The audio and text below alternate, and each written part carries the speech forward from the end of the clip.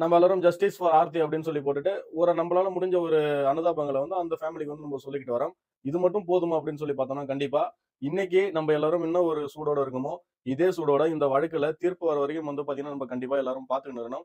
இப்படி செய்யறது தான் உண்மையாலுமே அந்த பாப்பாவுக்கு நம்ம செலுத்துகிற ஒரு உண்மையான அஞ்சலி அப்படின்னு சொல்லி நான் சொல்லுவேன். இப்போ இந்த வழக்குல வந்து பார்த்தீங்கன்னா, அந்த 2 நபர்கள் அதாவது காக்கா என்கின்ற கருணாஸ், அப்புறம் வந்து விவேகானந்தன் இவங்க மேல வந்து 2 பேருக்கு எதிரா இந்திய தண்டனை சட்டத்துல 302 அதாவது கொலை வழக்கு வந்து பதிவு பண்ணியிருக்காங்க. 363 கிட்னாப்பிங்ல வந்து வழக்கு பதிவு பண்ணி 341 ராங்ஃபுல் கன்ஃபைன்மென்ட் 201 இந்திய தண்டனை சட்டத்துல வந்து வழக்கு பதிவு பண்ணியிருக்காங்க. இது இல்லாம இறந்த பெண் வந்து ஒரு தலித் அப்படின்றதால வன்கொடுமை தடுப்பு சட்டத்திலயும் வந்து பாத்தீங்கன்னா அவங்க மீது வழக்கு பதிவு பண்ணிருக்காங்க ஒரு விஷயத்தை தெரிஞ்சீங்க. அப்புறம் வந்து போக்சோல செக்ஷன் 6ல வந்து பாத்தீங்கன்னா வழக்கு பதிவு பண்ணிருக்காங்க ஒரு விஷயத்தை தெரிஞ்சீங்க. நம்ம ஊர்ல எல்லாருமே சொல்றது அதிகபட்ச தண்டனை வந்து வாங்கி குடுக்கணும். அதிகபட்ச தண்டனை வாங்கி குடுக்கணும்னு சொல்லி சொல்றாங்க.